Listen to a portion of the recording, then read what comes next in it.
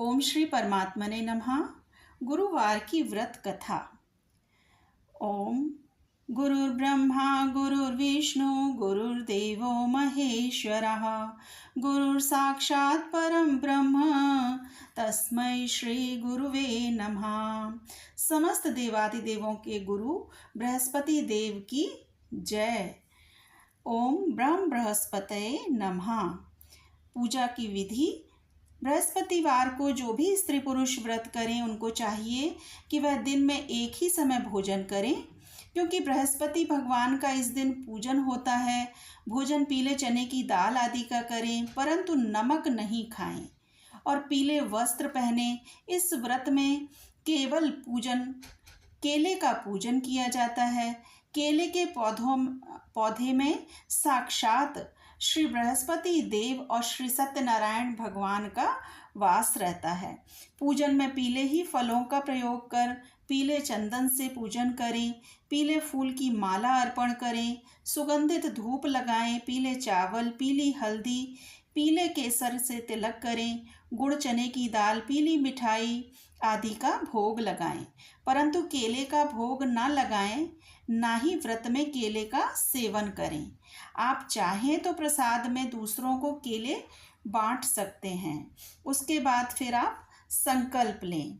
सर्वप्रथम दाहिने हाथ में थोड़ा सा जल लेकर 11 बार ओम ब्रह्म बृहस्पतये नमः इस मंत्र का जाप करें। उसके बाद गणेश जी को स्मरण करें। ओम गम गणपतये नमः, ओम गम गणपतये नमः इस मंत्र का 11 बार जाप करें और मन में संकल्प लें, जो इस प्रकार है। हे परमपिता, हे परमेश्वर, मैं अपना नाम ले सकते हैं, अपना गोत्र, धन संपदा, परिवार की सुख शांति, ग्रह क्लेश दूर करने हेतु, विवाह, पुत्र प्राप्ति, सरकारी नौकरी में उत्तीर्ण, व्यवसाय में उन्नति, कारोबार में सफलता, या फिर जो भी आपकी मनोकामना हो, बृहस्पति महाराज से मन में कहें कि सफलता हेतु इस बृहस्पतिवार के व्रत का मैं पाठ कर रहा हूँ या कर रही हूँ, कृपया मुझे इसमें सफलता प्रदान करें।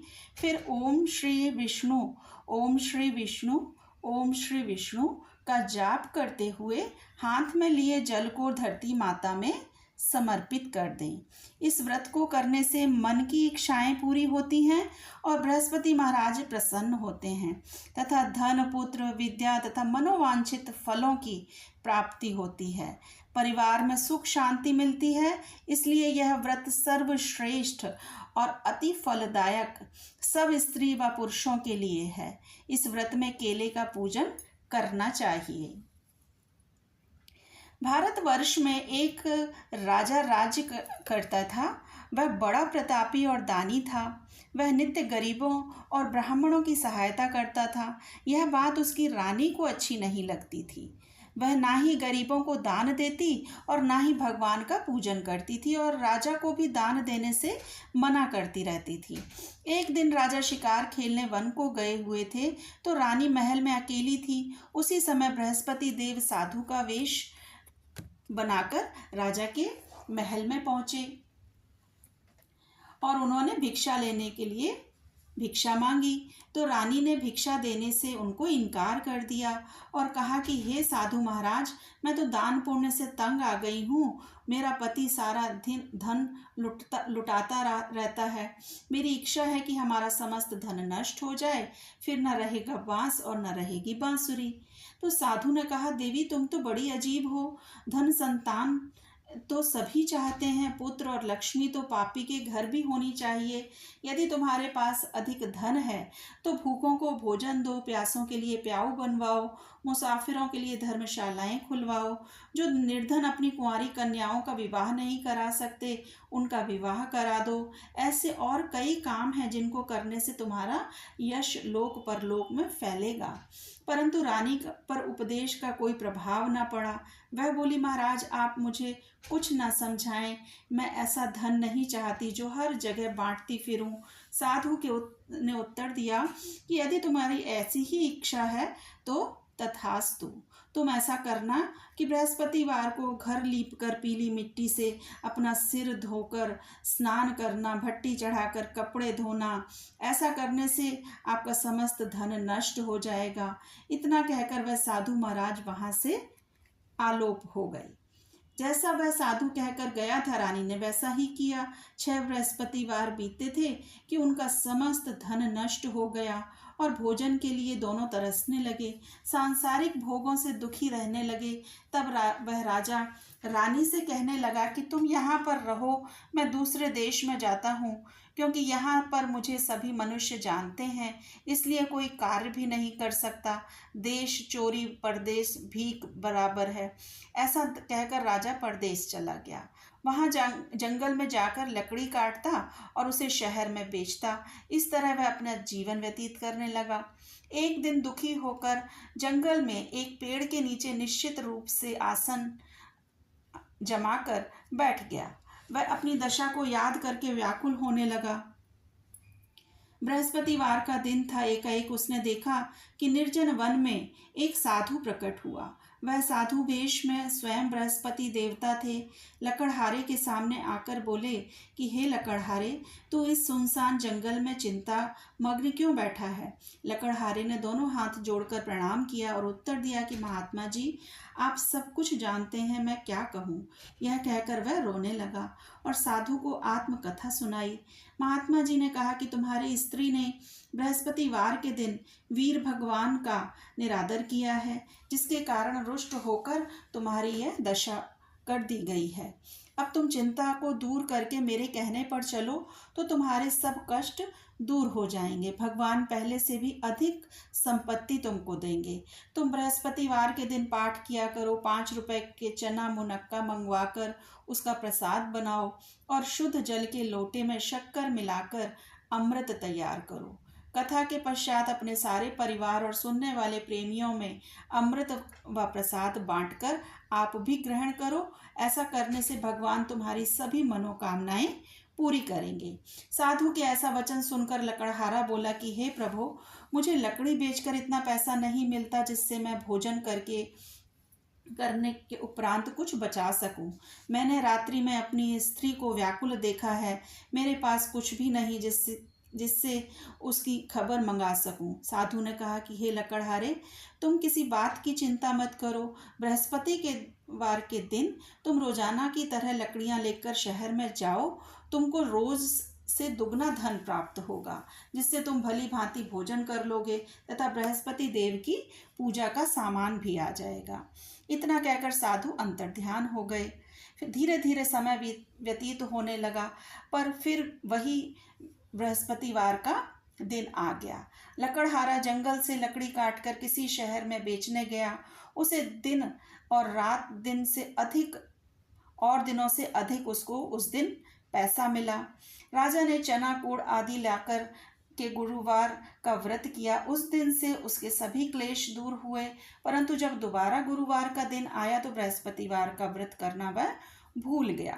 इस कारण बृहस्पति भगवान नाराज हो गए। उस दिन उस नगर के राजा ने विशाल यज्ञ का आयोजन किया।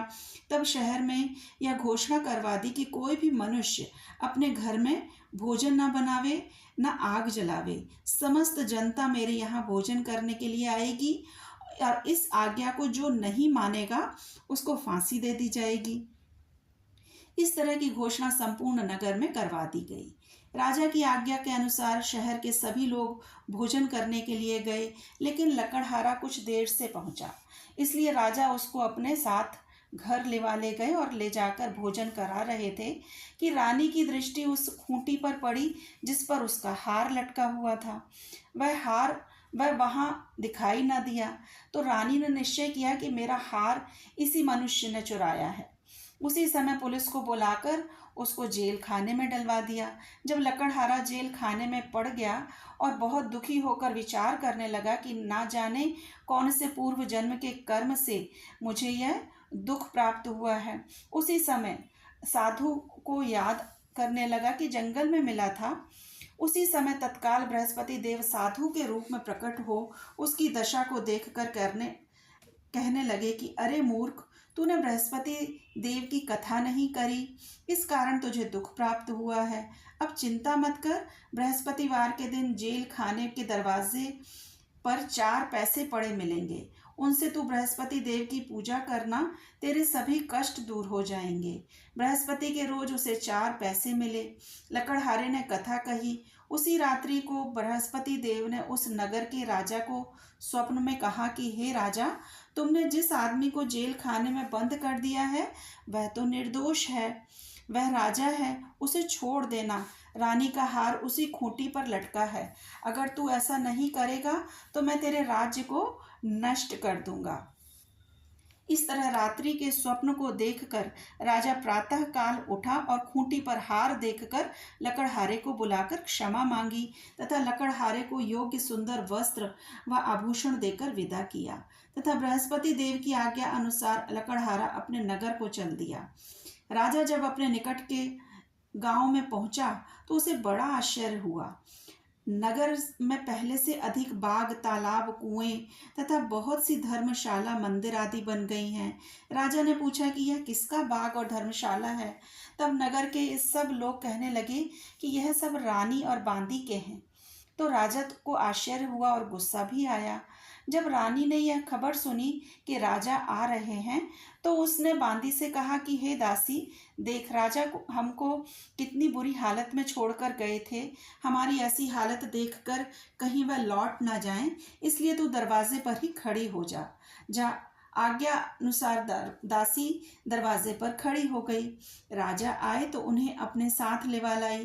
तब उन्होंने कहा, हमें यह सब धन बृहस्पति देव के इस व्रत के प्रभाव से प्राप्त हुआ है।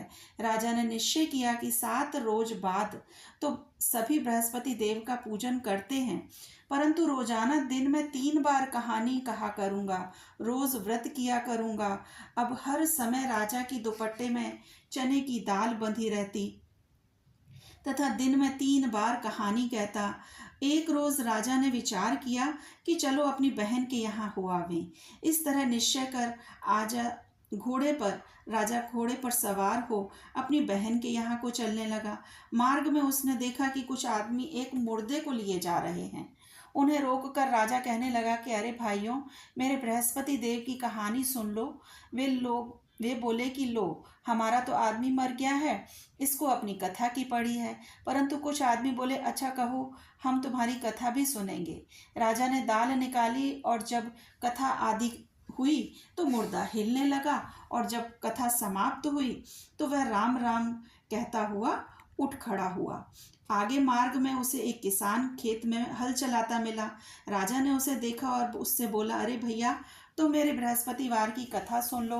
किसान बोला कि जब तक मैं तेरी कथा सुनूंगा तब तक मेरा 4 हरैया और जोत लूंगा, जा अपनी कथा किसी और को सुनाना।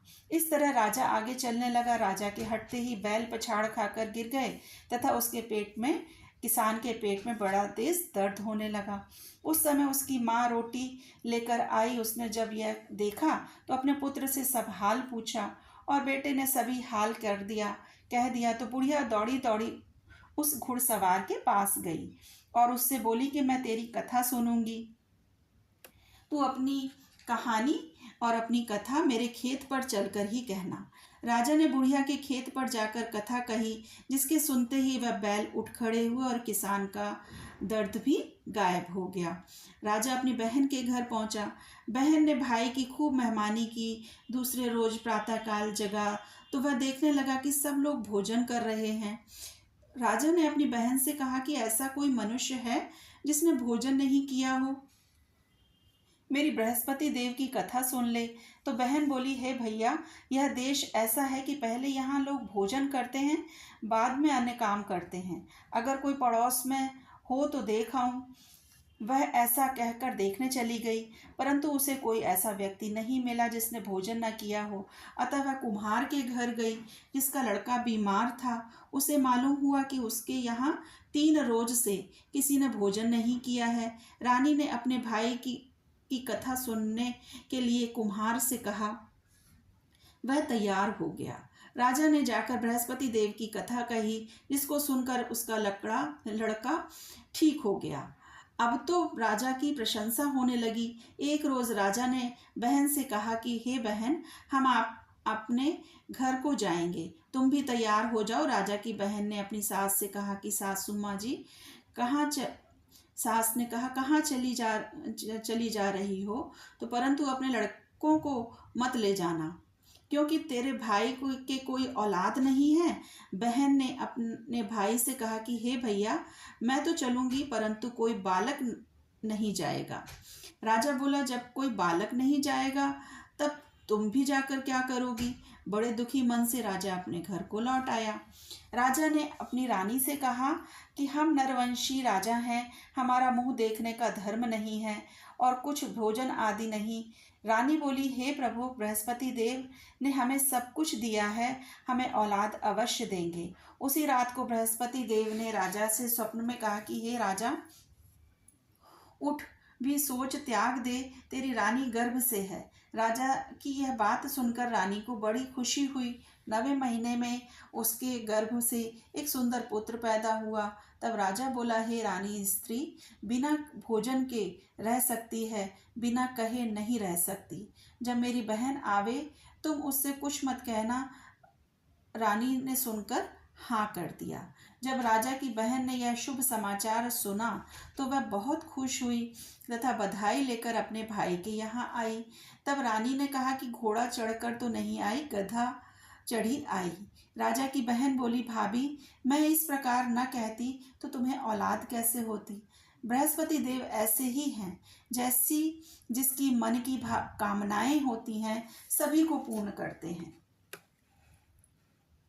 जो सद्भावना पूर्वक बृहस्पतिवार का व्रत करता है एवं कथा पढ़ता है, कथा को सुनता है, बृहस्पति देव उसकी सारी मनोकामनाएं पूर्ण करते हैं। भगवान बृहस्पति देव उसकी सदैव रक्षा करते हैं। संसार में सद्भावना से भगवान जी की पूजन व्रत करके सच्चे हृदय से उसका मनन करते हुए जयकारा बोलना चाहिए।